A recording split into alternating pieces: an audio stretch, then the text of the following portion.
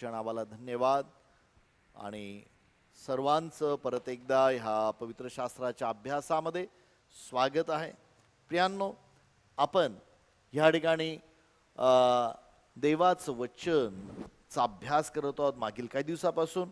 पवित्र आत्मा हा विषय नाही आहे. मी तुम्हाला पहिले सांगतो, पवित्र आत्मा हा एक व्यक्ती आहे आणि तुम्ही जर त्या विषय म्हणून त्याचा अभ्यास करत असाल तर प्रियांनो, तुम्हाला तो विषय, मी तुम्हाला विनंती करतो, विषय म्हणून अभ्यास करू नका. तो एक व्यक्ती आहे, त्रैक्य देवामधला, त्रैक्य परमेश्वरामधला तो एक व्यक्ती आहे. व्यक्ती म्हणून त्याची ओळख करून घ्या. देवबापाची ओळख होणं, प्रभू येशू ख्रिस्ताची ओळख होणं आणि पवित्र आत्म्याला ओळखणे या फार गरजेच्या गोष्टी आहेत. खुद्द प्रभू येशू ख्रिस्ताने सांगितलं की सार्वकालिक जीवन हेच आहे की तू जो एकच खरा दे आणि तुझा पुत्र येशू याची ओळख होणे. प्रियांनो, त्या दोघांची, पित्याची आणि प्रभू येशू ख्रिस्ताची ओळख पवित्र आत्मा देतो. पिता, पुत्र आणि पवित्र आत्मा त्रैक्य देव हे आमच्यासाठी देवाने दिलेत आणि ते आमच्यामध्ये येऊन वस्ती करतात आणि ते पवित्र आत्म्याद्वारे काम करतात. खुद्द देवबापाने आम्हाला घोषणा केली, बळाने नव्हे, पराक्रमाने नव्हे, तर माझ्या आत्म्याने कार्यसिद्धी होईल. पण पवित्र आत्म्याच्या कार्याकडं बऱ्याच लोकांनी दुर्लक्ष केलं, ख्रिस्ती मंडळीने दुर्लक्ष केलं. प्रियांनो, मला सांगू दे, असा बराच काळ गेलेला आहे की पवित्र आत्म्याचं जे कार्य आहे त्याकडं त्यांनी दुर्लक्ष. पण आम्ही आता शेवटच्या आणि अतिशेवटच्या काळामध्ये आहोत आणि म्हणून ह्या पवित्र आत्म्याच्या सामर्थ्याने भरणं, पवित्र आत्म्याबरोबर सहभागिता करणं. मागच्या आठवड्यामध्ये मी तुम्हाला ही गोष्ट सांगितली, पवित्र आत्म्याबरोबर सहभागिता करणं. तो एक व्यक्ती आहे आणि म्हणून त्याबरोबर तुम्ही सहभागिता करू शकता. नुसतं सहभागिता करणं पुरेसे नव्हे, तर त्या पवित्र आत्म्याच्या प्रेरणेने चालणं. आत्म्याच्या प्रेरणेने चाला म्हणजे तुम्ही देहवासना पूर्ण करणारच नाही.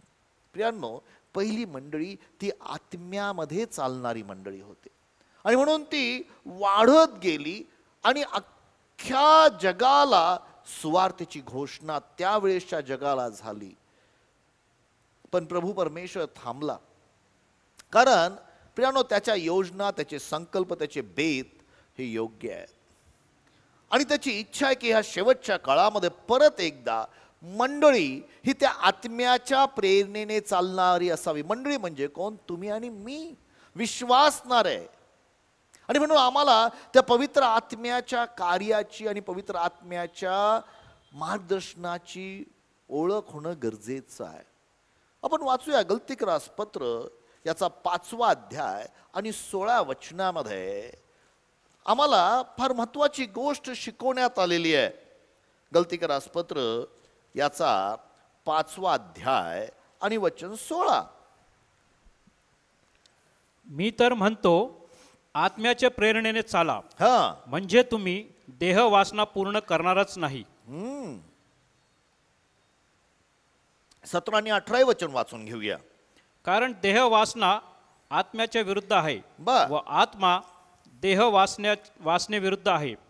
ही परस्पर विरोधी आहेत. देह वासना आणि आत्मा हे एकमेकाच्या विरोधात आहेत. त्यांना एकत्र येणं अशक्य आहे. यासाठी की जे काही तुम्ही इच्छिता ते तुमच्या हातून घडू नये.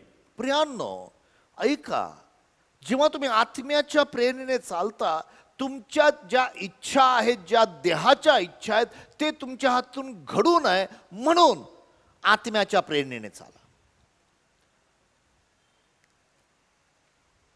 आणि मग आम्हाला त्या अध्यायामध्ये देहवासना काय आहेत ते सांगण्यात आलेले आहेत.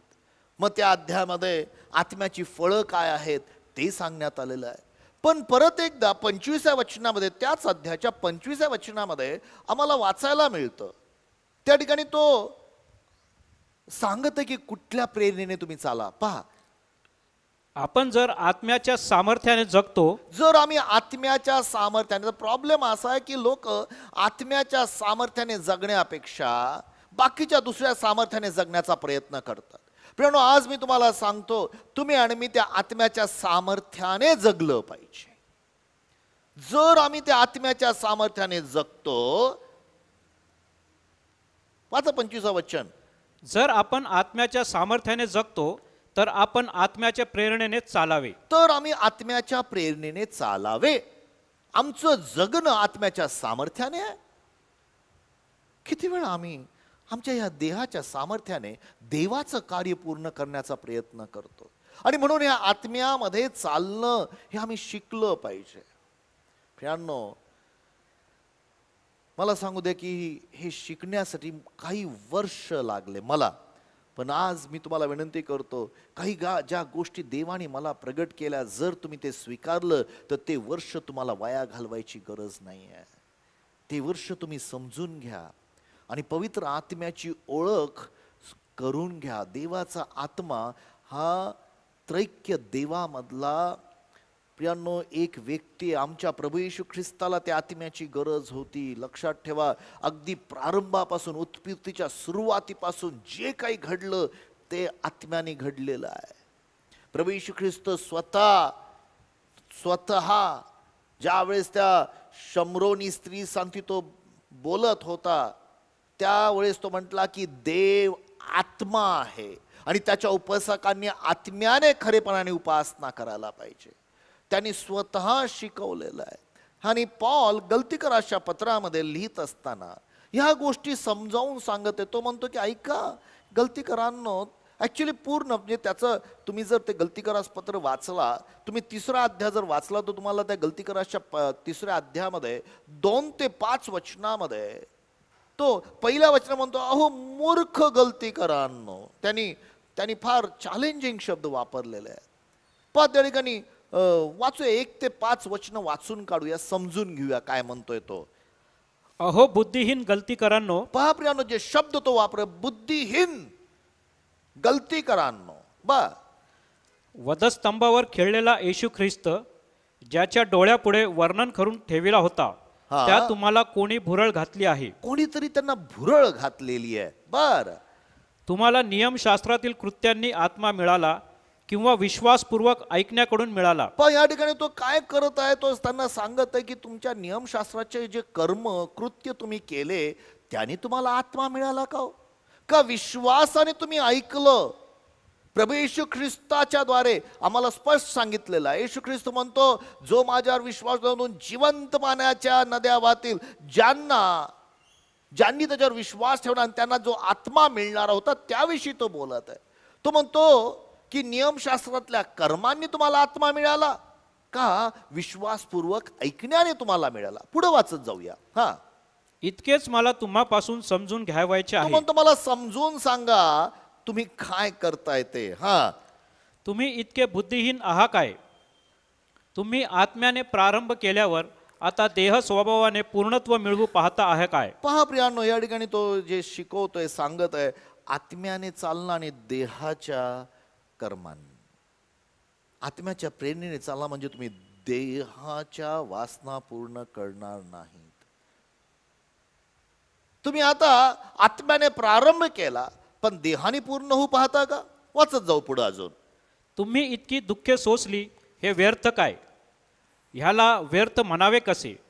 जो तुम्हास आत्मा पुरवितो व तुम्हामध्ये अद्भुते करीतो, तो नियमशास्त्रातील कृत्यांनी करीतो की विश्वासपूर्वक ऐकण्याकडून? पहा, तुमच्यामध्ये जो अद्भुते करतो त्या नियमशास्त्राच्या कर्माने करतो का विश्वासपूर्वक ऐकण्याने, आत्म्याने करतो?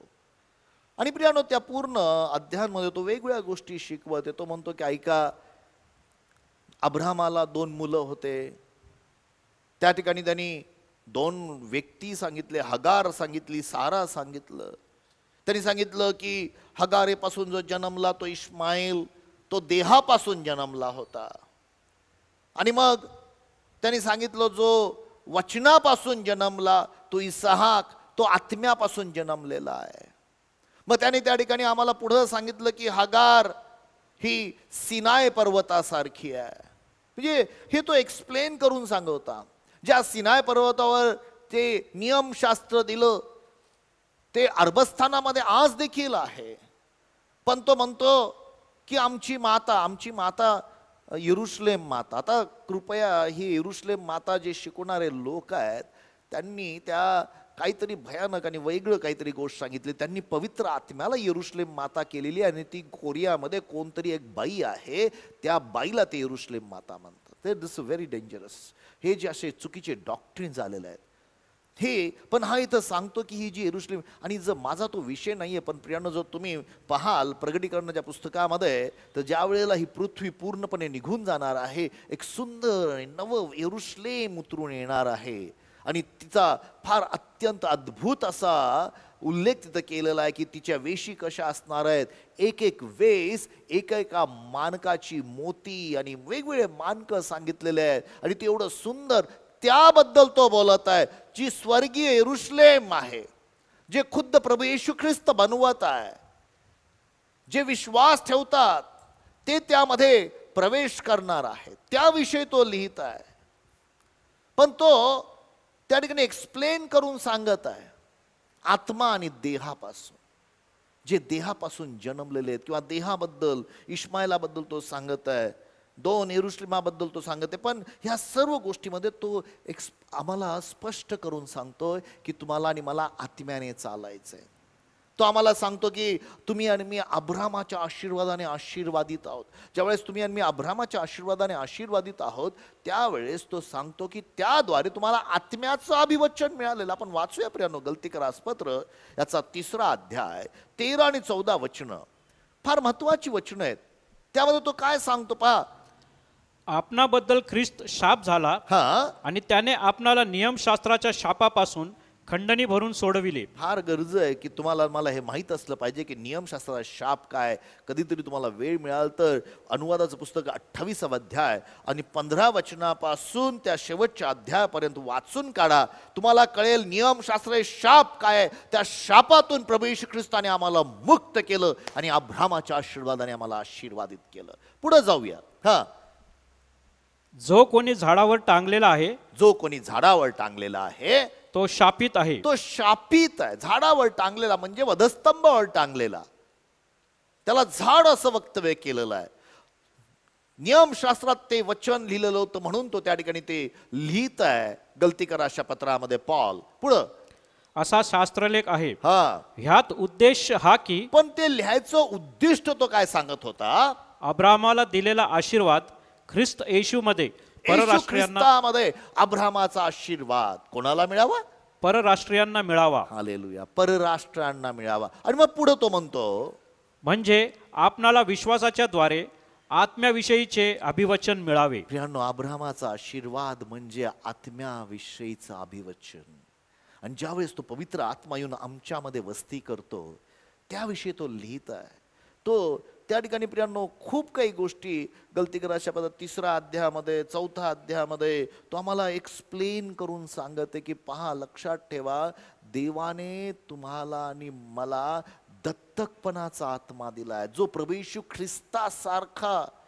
गलतीकराच्या पत्रामध्ये 4था अध्यायाच्या 6व्या वचनामध्ये तो आम्हाला ते सांगत आहे. त्या अध्यायांमध्ये मला वाटतं आपण 4 ते 6 वचन वाचायला पाहिजेत. परंतु काळाची पूर्तता झाली तेव्हा देवाने आपल्या पुत्राला पाठविले. तो स्त्रीपासून जन्मलेला व नियमशास्त्राधीन असा जन्मलेला असा होता.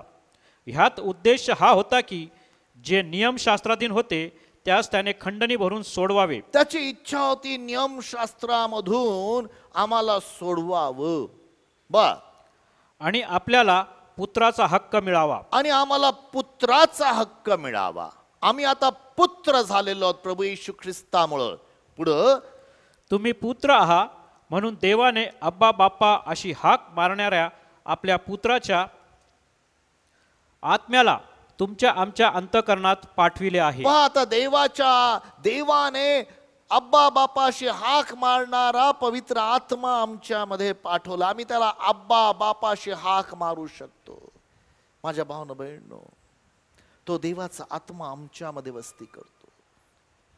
तो आत्मा जो प्रभू येशू ख्रिस्तामध्ये होता, त्याने रोमकराच्या पत्रामध्ये देखील ही गोष्ट सांगितली. तो म्हटला की ऐका, जो आत्मा ज्याने प्रभू येशू ख्रिस्ताला मेलेल्यातून जिवंत केलं, त्याचा आत्मा जो तुमच्यामध्ये वस्ती करतो, तर तो त्या आत्म्याद्वारे तुमचे मर्त्य शरीर जिवंत करेल. आम्हाला पवित्र शास्त्रामध्ये वारंवार वेगवेगळ्या ठिकाणी ह्या गोष्टी सांगितल्या गेलेल्या आहेत की त्या आत्म्याच्या प्रेरणेने चालायचं आहे. गलतीकराच्या पत्रामध्ये ते जास्त स्पष्टीकरण केलं की आम्हाला आत्म्याच्या, आता प्रश्न आहे तो आत्म्याच्या प्रेरणेत चालायचं तरी कसं, हा फार मोठा प्रश्न आहे.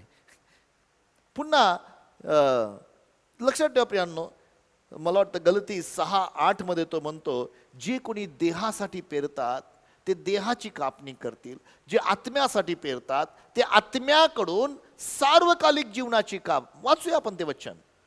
जो आपल्या देह स्वभावासाठी पेरतो त्याला देह स्वभावापासून नाशाचे पीक मिळेल, नाशाचे पीक मिळेल. बर. आणि जो आत्म्यासाठी पेरतो त्याला आत्म्यापासून सार्वकालिक जीवन हे पीक मिळेल. बाप या ठिकाणी तो एक्सप्लेन करत आहे देह आणि आत्मा. एक तर तुम्ही देहिक ख्रिस्ती होऊ शकता किंवा तुम्ही आत्मिक ख्रिस्ती होऊ शकता. आणि ह्या दोन्ही गोष्टींमध्ये तुम्ही देहासाठी काही पेरणी करू शकता आणि आम्ही रोज आणि रोज देहासाठी काही पेरणी. देह म्हणजे प्रियांनो लक्षात ठेवा नुसता हा शरीर नाही आहे, हे जेवणं खाणं तो नाही आहे, पण देहाच्या कर्मांबद्दल ह्या जगातल्या काही अशा गोष्टी आहेत, राग, द्वेष, व्यभिचार, जार कर्म, अशुद्धपणा, निंदा, फुटी, अक्षमा, ह्या ज्या देहाच्या गोष्टी आहेत त्यासाठी जेव्हा तुम्ही पेरणी करता त्यातून तुमचा नाशच होणार आहे.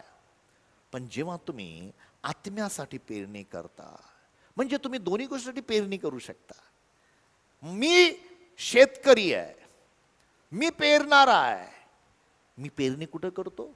माझ्या ह्या मेंदूमध्ये, माझ्या विचारांमध्ये, माझ्या जीवनामध्ये, माझ्या बोलण्याने. लक्षात ठेवा मला आत्म्यासाठी पेरणी, आत्म्याच्या प्रेरणेने चालण्यासाठी आत्म्याची पेरणी करण्याची गरज आहे. मला माझ्या जीवनामध्ये ह्या गोष्टी शिकायच्या आहेत. मी म्हणत नाही की एका दिवसामध्ये तुम्ही चालायला लागाल, नाही प्रियांनो, पण कुठंतरी चालायला सुरुवात करायला पाहिजे. बाळ सुद्धा चालायला जेव्हा सुरुवात करतं पडतं, रडतं, पण परत उठून चालायला लागतं. आई त्याला उत्तेजन देते, अरे हरकत नाही चल. पण ज्यावेळेस ते चालायला लागतं त्यावेळेस दुडूदुडू पळायला लागतं. लक्षात ठेवा ती क्षमता देई परमेश्वर तुम्हाला आणि मला तयार करणार आहे. जर तुम्ही आजपर्यंत कधीच आत्म्याच्या प्रेरणेत चालला नसाल किंवा तुम्ही विचारच केला नसेल की बाबा आत्म्याच्या प्रेरणेत चालणं ही गोष्ट आहे, तर आजपासून आपण शिकायला लागूया. कारण देवाचं वचन आम्हाला सांगतं की आम्ही आत्म्याच्या प्रेरणेने चालाल म्हणजे तुम्ही देहवासना पूर्ण करणारच नाही. आणि तिथं आम्हाला सांगितलं की देह आणि आत्मा हे एकमेकाबरोबर चालू शकत नाही. देह आणि आत्मा हे पूर्णपणे वेगळे आहेत. आणि म्हणून आम्हाला काही गोष्टी शिकायच्या आहेत. आता प्रश्न येतो आम्ही कसं शिकायचं, आम्ही कसं करायचं, आम्ही कसं ह्या गोष्टीमध्ये. प्रियांनो सर्वात पहिली गोष्ट मी तुम्हाला सांगू इच्छितो आणि ती म्हणजे मी प्रभू येशू ख्रिस्ताची काही वचनं तुम्हाला सांगू इच्छितो, कारण ते महत्वाचे आहे. सुरुवात तिथून आपण करूया. मत्ताच्या शुभवर्तमानामध्ये जर तुम्ही 26व्या अध्यायामध्ये गेलात तर 40 आणि 41 वचनामध्ये प्रभू येशू ख्रिस्ताने पेत्राला स्पेसिफिकली त्याचे शिष्य होतेच, त्या सर्वांना त्यांनी सांगितलं. आणि ही गेत्सेमनी बागेमधली घटना आहे. आम्हाला माहिती आहे की येशूच्या शेवटच्या क्षणामधली प्रार्थना आहे. आणि आम्हाला माहिती आहे की येशू ख्रिस्त जेव्हा त्या गेत्सेमनी बागेमध्ये गेला आणि त्या गेत्सेमनी बागेमध्ये स्पेसिफिकली तो पेत्रा संगती बोलत. आम्हाला ती कल्पना आहे की तो अत्यंत कष्टी झाला होता, दुःखी झाला होता. त्याला माहित आहे की आता मला वधस्तंभावर जायची वेळ आहे. आणि आम्हाला सर्वांना माहिती आहे की पेत्र म्हटला मी तुझ्या सांगती मरायला तयार आहे, मरायला लागलं तरी मी आहे तुला. येशूने सांगितलं की पेत्रा तू 3 वेळा मला नाकारशील रे. आणि ही घटना अगोदरची आम्हाला माहिती आहे. पण कधी कधी ह्या देहाच्या द्वारे खूप लोक बऱ्याच देहाच्या द्वारे मी असं करेन, मी तसं करेन. येशूला माहिती आहे की तुला शक्य नाही आहे. आणि येशूने त्यांना विनंती केली, माझ्यासाठी प्रार्थना करा रे. माझ्या मित्रांनो ही माझी शेवटची घटका आहे, माझ्यासाठी प्रार्थना करा. आणि मग ते प्रार्थना करता करता सगळे झोपी गेले. येशू म्हटलं, अरे एक घट्टा प्रार्थना करू शकत नाही, एक घटका माझ्यासाठी तुम्ही करू शकत नाही. पण सगळ्यांचे डोळे जड झाले होते. मग त्यांनी पेत्रा सांगते स्पेसिफिकली सांगितलं. ओके, मला वाटतं 26वा अध्याय आणि 40 आणि 41 वचन, त्यामध्ये पेत्राला त्यांनी स्पेसिफिकली सांगितलेलं आहे. पहा. हा, मग तो शिष्यांकडे आला मग तो शिष्यांकडे आला. आणि ते झोपी गेले आहेत हा, असे पाहून पेत्राला म्हणाला, काय तुमच्याच्याने घटकाभरही माझ्याबरोबर जागवत नाही? तुम्हाला माझ्याबरोबर एक घटकाभर जागवत नाही का रे? हा, तुम्ही परीक्षेत पडू नये म्हणून जागृत राहा व प्रार्थना करा. आत्मा उत्सुक आहे खरा, पण देह अशक्त आहे. या ठिकाणी येशू ख्रिस्ताने अत्यंत महत्वाची गोष्ट सांगितली. देह अशक्त आहे, आत्मा उत्सुक आहे. ऐक, माझा आत्मा उत्सुक आहे पण माझा देह अशक्त आहे. पण ही रियालिटी आहे. पण या देहावर मात करण्यासाठी पहिली बाजू येशू ख्रिस्त आम्हाला सांगत आहे, प्रार्थना करा. प्रार्थना ही फार महत्वाची गोष्ट आहे. ज्या वेळेला आम्ही प्रार्थना करतो आणि ती सुद्धा देवाच्या वचनानुसार प्रार्थना करतो, प्रियांनो, आम्ही आत्मिक व्यक्ती बनतो. आणि हे अत्यंत सत्य गोष्ट प्रभू येशू ख्रिस्त आम्हाला सांगत आहे की तुम्ही परीक्षेत पडू नये. परीक्षा कुठून येतात? आम्हाला सर्वांना माहिती आहे प्रियांनो, परीक्षा ह्या देहातून येतात. देवाला वाईट गोष्टींची मोह होत नाही, लोभ होत नाही, तर आमचा देह जो वासनेने भरलेला आहे त्याला लोभ होतो. आणि मग हा देह त्या वाईट गोष्टीच्या मागे जातो. मग ती वासना गर्भवती होते. कुठं? मनामध्ये. आणि मग त्या गर्भवती झाल्यानंतर ती पापाला जन्म देते. याचं तुम्ही याकोबाच्या पत्रामध्ये फार सुरेखरित्या त्यांनी एक्सप्लेन केलेलं आहे. पहिल्या अध्यायाच्या ते आपण ते वाचणार नाहीये, तुम्ही ते पहा. आणि तीच गोष्ट येशू इथं सांगतो. पण जर तुम्हाला त्या देहावर मात करायची असेल तर प्रार्थना म्हणजे देवासंगती संभाषण, देवाबरोबर बोलणे. आणि ती प्रार्थना वेगवेगळ्या प्रकारची प्रार्थना आहे. प्रभू येशू ख्रिस्त किंवा इफिस्कराच्या पत्रात दिलेले नाना प्रकारच्या प्रार्थना आहेत. वेगवेगळ्या आत्म्याने केलेली प्रार्थना आहे, बुद्धीने केलेली प्रार्थना आहे, स्तुती स्तवन आहे. ही थोडक्यात प्रार्थना म्हणजे देवासंगती जो संबंध आहे त्या संबंधाविषयी बोलत आहे. देवाबरोबर असलेले जे घनिष्ठ संबंध आहे तेच तुम्हाला प्रियानो आत्म्याच्या प्रेरणेने चालण्यासाठी पहिली पायरी आहे. देवाबरोबर असलेले हे संबंध प्रार्थनेच्या द्वारे, जसं मित्र मित्राशी बोलावं तशा रीतीने, जसं बाप आणि मुलगा एकमेकांशी संभाषण करतात, मुलगा बापाला जसं मागतो आणि बाप त्याला, हे जे रिलेशनशिप आहे त्याबद्दल प्रियांनो त्या घनिष्ठ त्या गोष्टी आबा बापा अशी हाक मारणाऱ्या आत्म्याला देवाने तुमच्यामध्ये पाठवलेलं आहे. येशू ख्रिस्ताने आबा बापा शक्य असेल तर हा प्याला माझ्यापासून टळून जाऊ दे, पण माझ्या इच्छेप्रमाणे तुझ्या इच्छेप्रमाणे. त्याचा देह अशक्त होता, पण त्याचा प्रार्थनेच्या द्वारे त्याचा आत्मा बलशाली होता. आणि बायबलचं वचन म्हणतं की त्या ठिकाणी देवदूताने त्याला शक्ती दिली. माझ्या भावना बहिणींनो, जेव्हा तुम्ही आणि मी प्रार्थना करतो, देवाचा आत्मा आमच्या अंतर्यामाला, आमच्या आत्म्याला बलशाली करतो. आणि ती महत्वाची गोष्ट आहे. पवित्र आत्मा आमच्या आत्म्याला, पॉल लिहिताना मला वाटतं इफिस्कराच्या पत्रामध्ये तो लिहितो, याचा 3रा अध्याय, आणि तो म्हणतो की आत्म्याच्या द्वारे तुमच्या अंतर्यामाला बलशाली करावं. 3रा अध्यायाचं 17 वचन कदाचित किंवा मग 16 वचन ते असेल. ओके, प्रार्थना करतोय पॉल इफिस्कराच्या मंडळीसाठी. त्याने आपल्या ऐश्वर्याच्या समृद्धीप्रमाणे तुम्हाला असे दान द्यावे की तुम्ही त्याच्या आत्म्याच्या द्वारे अंतर्यामी बलसंपन्न व्हावे. आत्म्यामध्ये बलसंपन्न, तुम्ही प्रभूमध्ये बलवान व्हा. प्रार्थनेद्वारे तुम्ही आत्म्यात बलवान होता. आणि म्हणून ही प्रार्थना फार आव्हानात्मक गोष्ट आहे. आज प्रियांनो, लोक दैहिक गोष्टीसाठी सर्व उपलब्ध असतात, उपस्थित असतात, देहाच्या सर्व गोष्टीसाठी मोठ्या झुंडीने, पण प्रार्थनाच्या समयासाठी फार कमी लोक असतात. नाही, प्रार्थना केली ना प्रार्थना. किती वेळ केली? दिवसातून 3 वेळा. मी दरवेळेस सांगतो, काही लोक दिवसातून 3 वेळा करतात, सकाळच्या नाश्त्याला, दुपारच्या जेवणाला, रात्रीच्या जेवणाला. मी तुमच्याबद्दल बोलत नाही, मला माहीत आहे तुम्ही. पण प्रियांनो, जर तुम्ही वेळ काढून प्रार्थना करत नसाल तर पहिली पायरी आत्म्याच्या प्रेरणेने चालण्यासाठी प्रार्थना आहे. लक्षात ठेवा, ही प्रार्थना महत्वाची आहे. पेत्राने प्रार्थना केली नाही. आणि बायबलचं वचन सांगतं, तो ज्यावेळेस येशू ख्रिस्ताला पकडलं त्यावेळेस पेत्र त्याच्या मागून चालत होता. त्याच्यापासून दुरून तो त्याचा चालला. पेत्र येशूच्या मागत चालला. आणि ती घटना आम्हाला अशी पाहायला मिळते की पुढे जाऊन तो नको त्या लोकांबरोबर बसला. अशी वेळ आली की त्याला बाहेर उभावं लागलं. जर तुम्ही त्याच्या पेत्राच्या जीवनाचा अभ्यास केला, आणि विशेष करून शेवटच्या काळात अशी वेळ आली की तो निंदकाच्या बैठकीत बसला आणि मग तो शिव्या शाप देऊ लागला. तुम्हाला एक गोष्ट सांगतो, दुसरी गोष्ट, जर तुम्हाला आत्म्याच्या प्रेरणेने चालायचं असेल तर सर्वात पहिली गोष्ट आम्हाला त्या ठिकाणी प्रार्थनेची गरज आहे. आणि दुसरी महत्वाची गोष्ट, स्तोत्र 1 आणि वचन 1 ते 3 आम्हा सर्वांना पाठ आहे. कदाचित तुम्हाला पाठ नसेल तर करून घ्या. धन्य तो व्यक्ती, तो दुर्जनाच्या मसलतीने चालत नाही, पापी जनांच्या मार्गात उभा राहत नाही आणि धर्मनिंदकाच्या बैठकीत बसत नाही, तर तो परमेश्वराच्या शास्त्रामध्ये मनन करतो, रात्रंदिवस मनन करतो.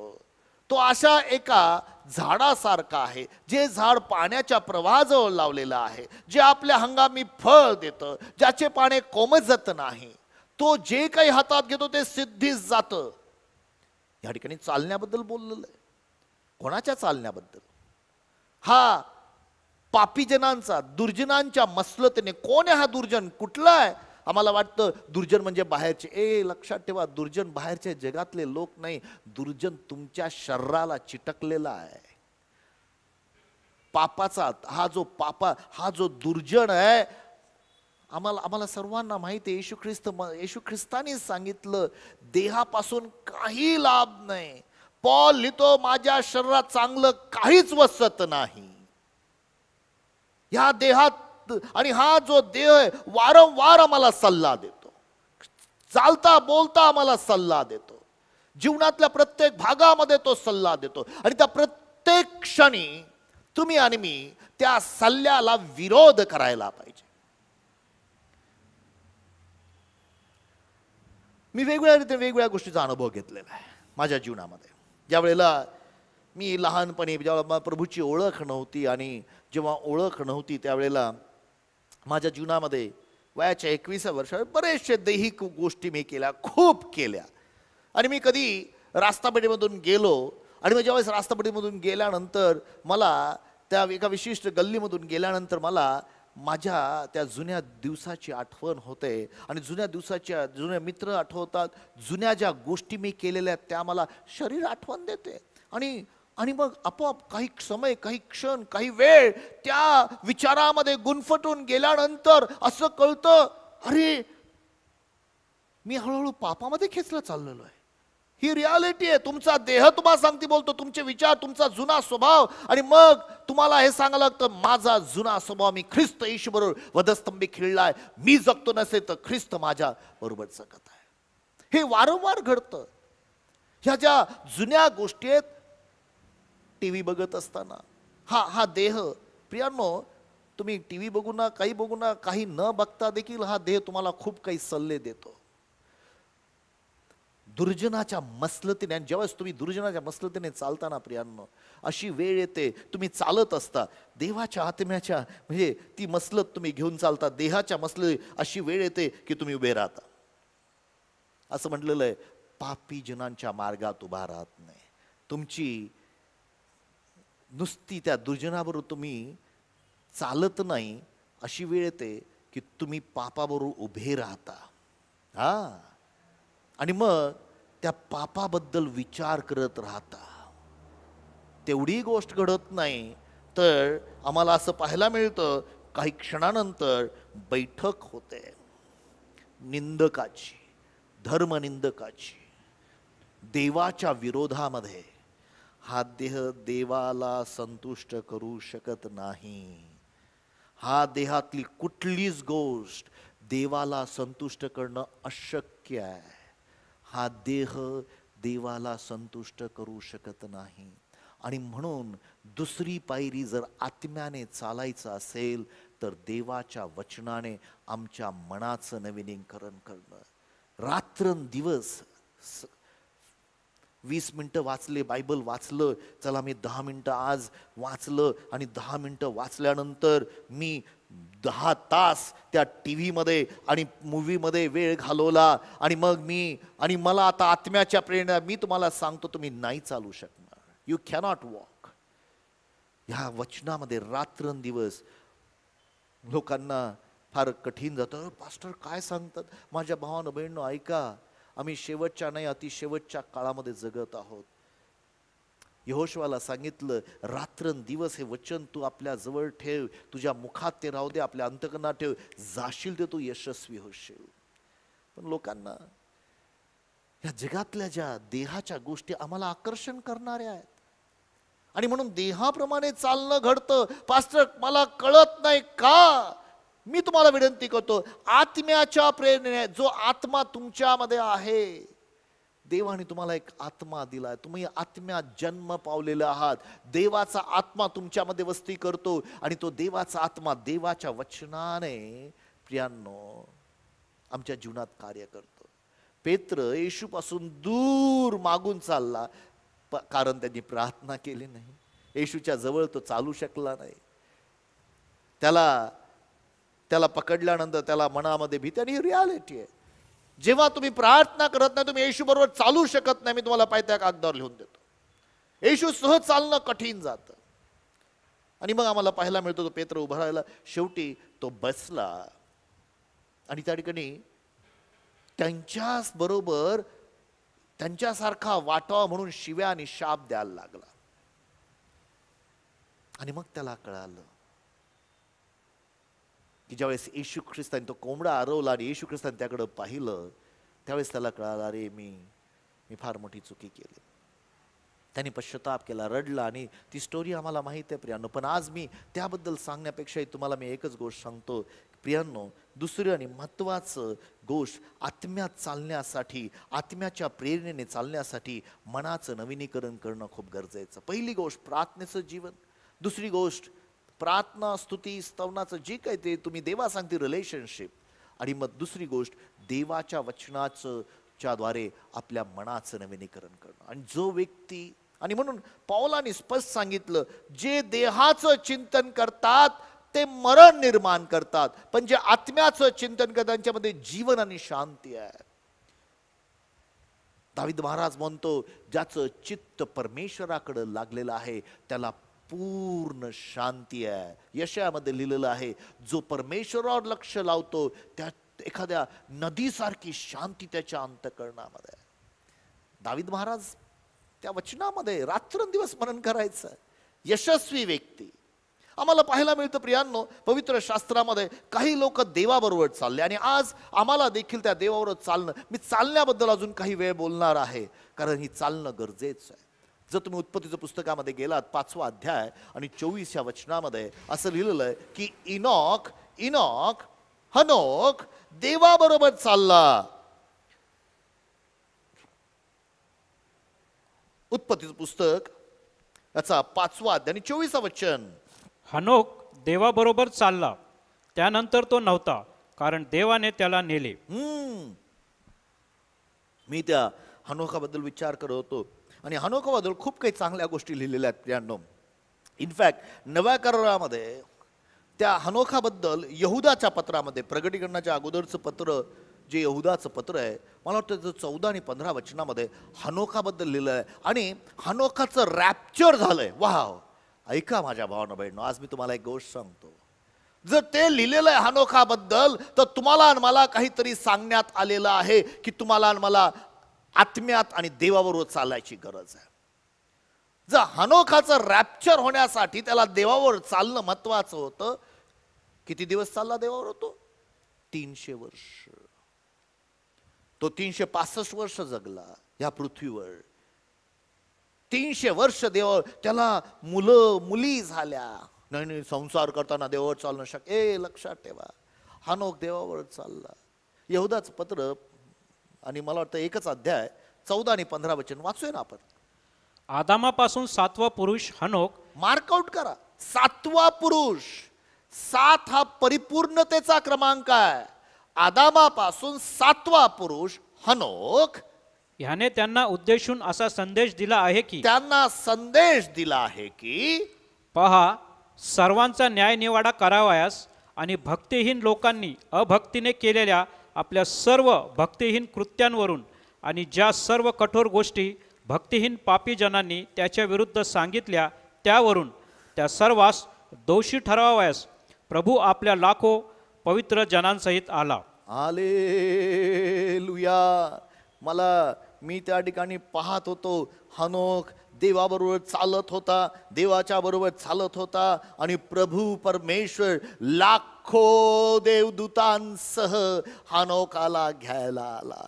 माझ्या बरोबर हा चालणारा मुलगा आहे, हा माझा मनुष्य आहे तो. आणि देव परमेश्वर त्या ठिकाणी त्यांचा न्याय करतो. त्या काळामध्ये तो देवावर चालला आणि तो नाहीसा झाला असं म्हटलेलं आहे. आपण उत्पत्तीमध्ये 5वा अध्याय आणि 24 वचन, माझी इच्छा आहे ते परत वाचूया. कारण एक दिवस प्रियांनो, ह्या जगाचा न्याय करण्यासाठी प्रभू येशू खुद्द प्रभू येशू लाखो देवताबरोबर परत येणार आहे. आणि जे देवाबरोबर चालत आहेत त्यांना आपल्या बरोबर घेऊन जाणार आहे. देवाबरोबर चालणे, आत्म्याने चालणे. वाचूया, मला वाटतं उत्पत्तीचा 5वा अध्याय आपण वाचला ना, 24 वचनच्या नंतरचे वचन, 25 वचन. मथुशल 187 वर्षाचा झाल्यावर त्यास लामेक झाला. लामेक झाल्यावर मथुशल 782 वर्षे जगला व त्यास आणखी मुलगे व मुली झाल्या. मथुशलाचे एकंदर आयुष्य 969 वर्षाचे झाले. मग तो मरण पावला. हनोखा बद्दल हवं होतं. मत्तयाचं शुभवर्तमान 21 वचनापासून सुरू करा. हनोक 65 वर्षाचा झाल्यावर त्यास मथुशल झाला. मथुशल झाल्यावर हनोक 300 वर्ष देवाबरोबर चालला व त्यास आणखी मुलगे व मुली झाल्या. देवाबरोबर तो चालला, त्याला आणखी मुले आणि मुली झाल्या. देवाबरोबर चालत असताना त्यांनी काही संसार सोडून गेला नव्हता. काही लोक, नाही आता मी देवाबरोबर चालायचं म्हणजे मला साधू बनायचं, मी डोंगरावर जाऊन राहणार आहे. नाही, तो बायकोबरोबर राहिला, संसार त्याने केला, पण देवाबरोबर विश्वासाने चालत होता. आणि प्रियानो, पुढं असं म्हटलेलं आहे, काय झालं पुढं वाचा. हनोकाचे एकंदर आयुष्य 365 वर्षाचे झाले. हनोक देवाबरोबर चालला, त्यानंतर तो नव्हता, कारण देवाने त्याला नेले. देवाने त्याला कसं नेलं हे यहुदाने सांगितलं की लाखो देवदूत येऊन ज्यावेळेस तुम्ही आणि हनोखाने देवाला कसं संतुष्ट केलं, बायबलचं वचन आम्हाला स्पष्ट सांगतं ना. 11वा इब्री लोकासपत्र 11वा अध्याय 5 आणि 6 वचन नव्या करारामध्ये हनोखाबद्दल सांगितलेलं आहे. आणि म्हणून जेव्हा तुम्ही विश्वासामध्ये चालता, तुम्ही आत्म्याच्या प्रेरणेने चालता. इब्री लोकासपत्राचा 11वा अध्याय, मला वाटतं 5 आणि 6 वचन. हनोखाला मरणाचा अनुभव येऊ नये म्हणून त्याला विश्वासाने लोकांतरी नेण्यात आले. हालेलुया. आणि तो सापडला नाही, कारण त्याला देवाने लोकांतरी नेले. देवाने त्याला लोकांतरी. आणि देव लोकांतरी. बरेचसे लोक रॅप्चरवर विश्वास ठेवत नाही. बरेचसे नाही रॅप्चर होणार नाही, माहित नाही काय कुठं लिहिलेलं आहे, कधी घडणार. बरेचसे लोक, पण पवित्र शास्त्रामध्ये रॅप्चर आहे. पवित्र शास्त्रामध्ये हनोखाचं रॅप्चर झालेलं पाहायला मिळतं. आम्हाला पाहायला मिळतं एलियाला देवाचे रथ घ्यायला आलेले पाहायला मिळतं. रॅप्चर झालेलं आहे. आम्हाला पाहायला मिळतं पौल लिहून काढतो. पौलाने थेसलोनिकराच्या पत्रामध्ये 4 अध्यायाच्या 13 ते 17 वचनामध्ये रॅप्चर बद्दल लिहिलेलं आहे. पौलाने 1 कोरिन्थीकराच्या 15व्या अध्यायामध्ये रॅप्चर बद्दल लिहिलेलं आहे. तो म्हणतो की आम्ही सर्वजण मरणार नाही. जे प्रभूमध्ये मेलेले आहेत ते पहिले उठतील, पण जे आम्ही जिवंत आहोत आम्ही निमिषात बदलून जाणार आहोत. हे जे मर्त्य आहे, हे जो देह आहे, त्याला अमरत्व प्राप्त होणार आहे. हा शरीर बदलून जाणार आहे. जसा प्रभू येशूचं शरीर आहे तसं शरीर आम्हाला मिळणार आहे. ही रियालिटी. पण ते आत्म्यात चालणं गरजेचं आहे. फक्त हनोकच देवासंगती चालला असं नाही आहे. तर बायबलचं वचन सांगतो उत्पत्तीचं पुस्तक 6व्या अध्यायाच्या 9व्या वचनामध्ये, नोहा देवाबरोबर चालला. नोहा, आपण वाचूया उत्पत्ती 6वा अध्याय 9 वचन. नोहा देवाबरोबर चालला. नोहाची वंशावळी येण्याप्रमाणे नोहा आपल्या काळच्या लोकांमध्ये नीतिमान व सात्विक मनुष्य होता. हालेलुया. नोहा देवाबरोबर चालला. तो नीतिमान आणि सात्विक. त्या काळामध्ये नोहाच्या बाबतीमध्ये जर तुम्ही पाहाल प्रियांनो, देवाला खेद वाटला असं लिहिलेलं आहे. तुम्ही जर 6व्या अध्यायाचं 6वं वचन वाचाल तर असं लिहिलेलं की देवाला खेद, देव खिन्न झाला त्या लोकांना बनवल्यासाठी. 3ऱ्या वचनात म्हटलं, किती वेळ माझ्या ह्या आत्म्याच्या द्वारे लोकांसंगती वाद करू. देवाचा आत्मा लोकांचा सांगत, अरे असं वागू नका रे, असं करू नका, देवाचा आत्मा. पण ते ऐकत नव्हते, कारण ते फक्त देह होते असं लिहिलेलं आहे. 3रं वचन, 6व्या अध्यायाचं 3रं वचन.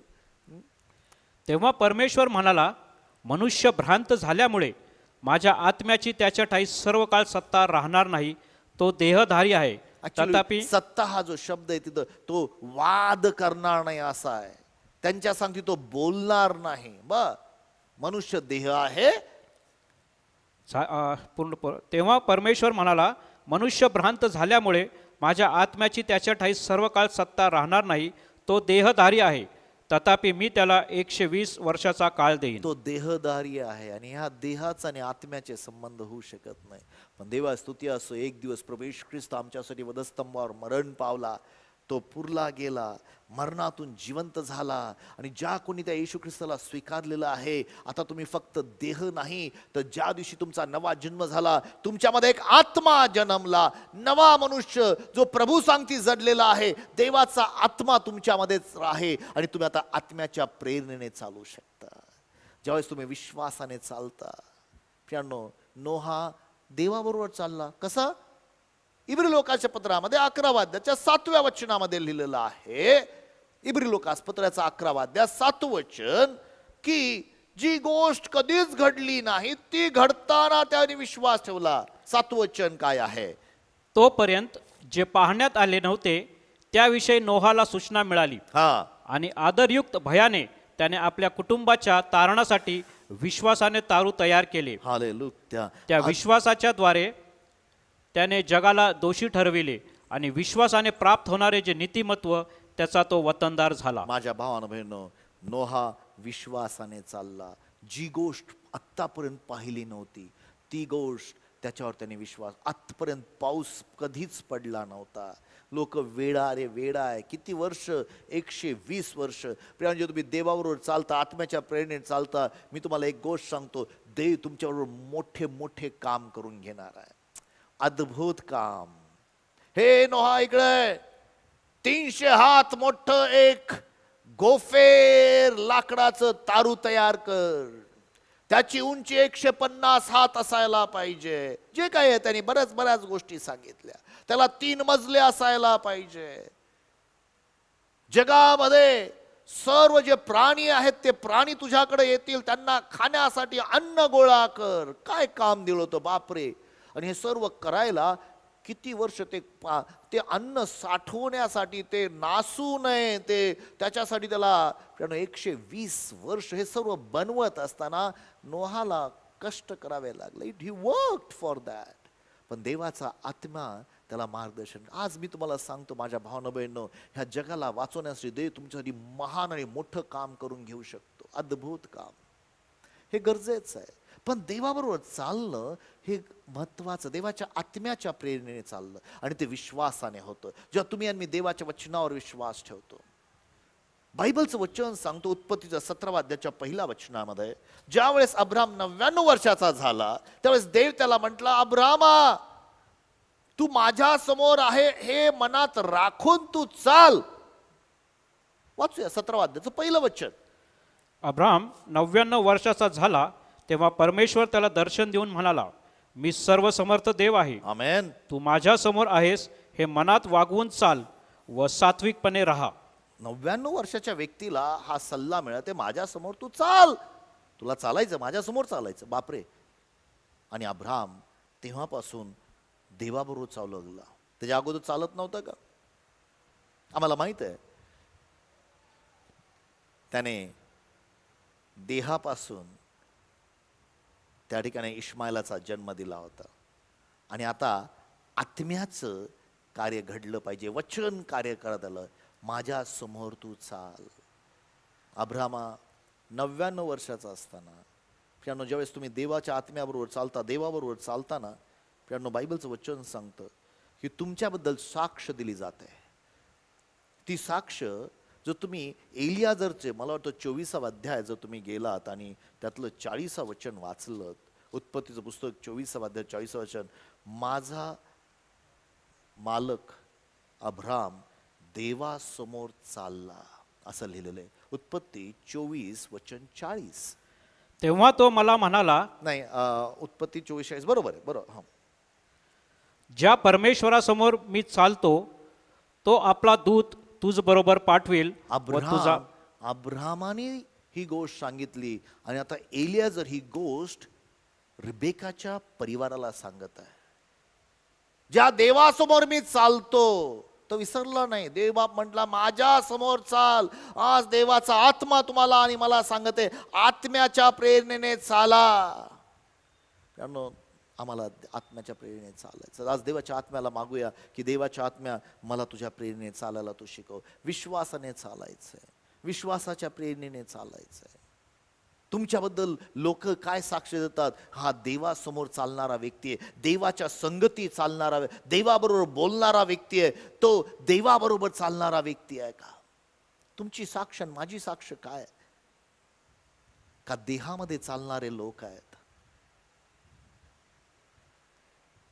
प्रियांनो, आज देवाच्या आत्म्याला मागूया, देवाच्या आत्म्या, मला तुझ्याबरोबर चालायचं. योसेफाच्या जीवनामध्ये योसेफाने जी वक्तव्य केलं, प्रियांनो, मी संपवतो काही क्षणामध्ये माझी इच्छा आहे की ह्या गोष्टी काही तुम्हाला माहीत असायला पाहिजे. ओके. उत्पत्तीचं पुस्तक 48वा अध्याय 15 वचन, त्याला योसेफाला ह्या गोष्टी माहीत होता की देवासमोर माझा पंजोबा चालला, माझा आजोबा चालला आणि माझा बाप देखील चालला. वाचूया. त्याने योसेफास आशीर्वाद देऊन म्हटले, ज्या देवासन्मुख माझे वडील अब्राहम व इसहाक चालले, माझ्या जन्मापासून आजवर ज्या देवाने माझे पालन केले.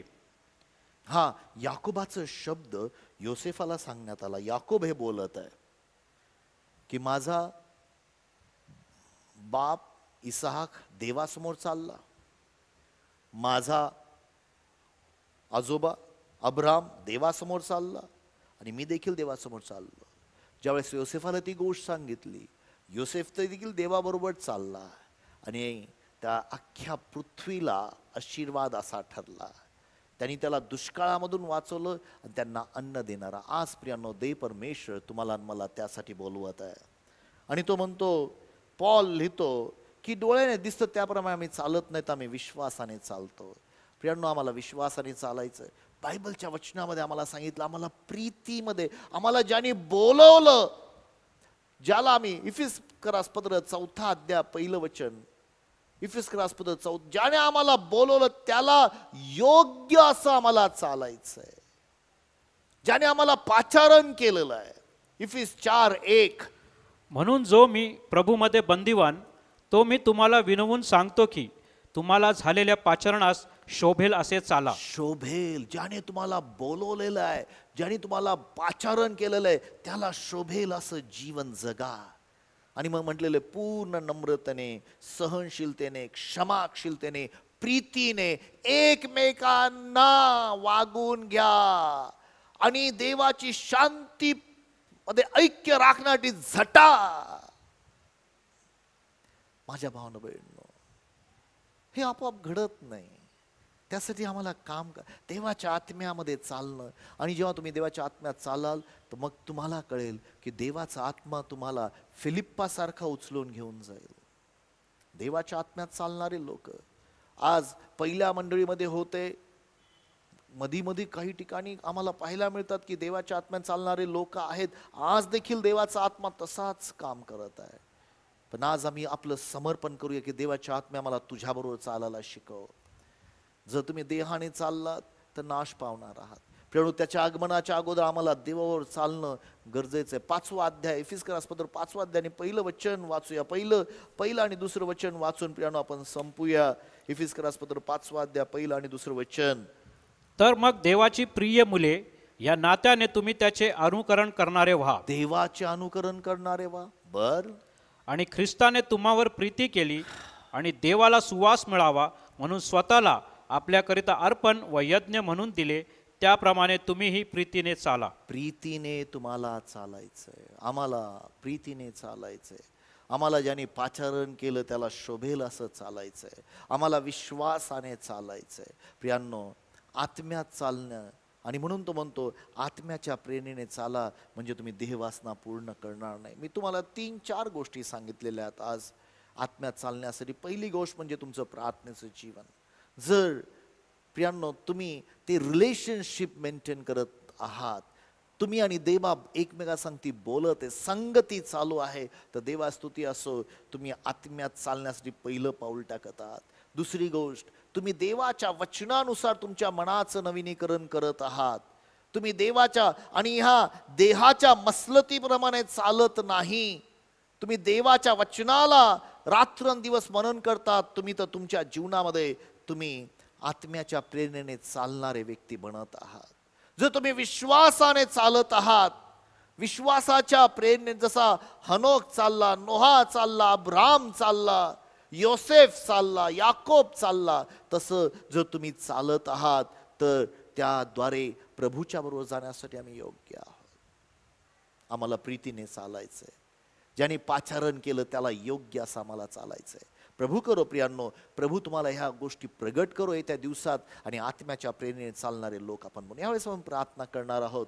पण जर तुमच्या जीवनामध्ये तुम्ही पवित्र आत्म्याचा स्वीकार केला नसेल, त्या पवित्र आत्म्याला आपल्या हृदयामध्ये स्वीकार केला नसेल, तर प्रियांनो त्या ठिकाणी डिस्क्रिप्शन बॉक्समध्ये किंवा तुमच्या व्हिडिओजमध्ये काही फोन नंबर्स आहेत. तुम्ही आम्हाला फोन करू शकता आणि तुम्हाला त्याबद्दल अधिक माहिती आम्ही देऊ शकू. त्याबद्दल पवित्र आत्म्याचा बाप्तिस्मा, पवित्र आत्म्याचं कार्याबद्दल तुम्ही शिकवू शकता. मागील काही दिवसामध्ये जे आत्म्याबद्दल शिक्षण तुम्ही ऐकलं नसेल तर काही व्हिडिओज पहा, त्यामध्ये पवित्र आत्म्याबद्दल लिहिलेलं आहे. आत्म्याने भरलेलं जीवन जगा प्रियांनो. या शेवटच्या नाही अति शेवटच्या काळामध्ये आत्म्याने चाला म्हणजे देहवासना पूर्ण करणारच नाही. प्रभू करो तुम्ही आणि मी त्या आत्म्याने चालणारे लोक बनवू. त्यावेळेस आपण प्रार्थना करूया. स्वर्गीय बापा, आम्ही तुला धन्यवाद देतो, तुझी स्तुती करतो. परत एकदा आज तू आमच्या जीवनासंगती बोललेला आहेस पित्या. देवा, तुझं वचन आम्हाला सांगितलं की आत्म्याच्या प्रेरणेने चालायचं. प्रभू, ते चालण्यासाठी मला आणि आमच्या आत्ताच्या मंडळीला आणि प्रत्येक व्यक्तीला बापा तू सहाय्य कर. प्रत्येक विश्वासदाराला सहाय्य कर की बापा आम्ही या जगामध्ये आत्म्याच्या प्रेरणेने चालणारे लोक बनवू. आत्म्याच्या चालणारे बोलणारे लोक बनवू. आत्म्याच्या सामर्थ्याने वागणारे लोक बनवू. आणि प्रभो, तुझ्या आगमनाच्या वेळे बापा ह्या पृथ्वीच्या शेवटापर्यंत तुझी स्वार्थ कार्य घेऊन जाऊ शकू. परत एकदा तुला धन्यवाद देतो, तुझी स्तुती करतो. प्रभू येशू ख्रिस्ताच्या नावात मागतो म्हणून तो ऐक. आमेन. देव बाप तुम्हाला आशीर्वाद देईल. God bless you. थँक्यू.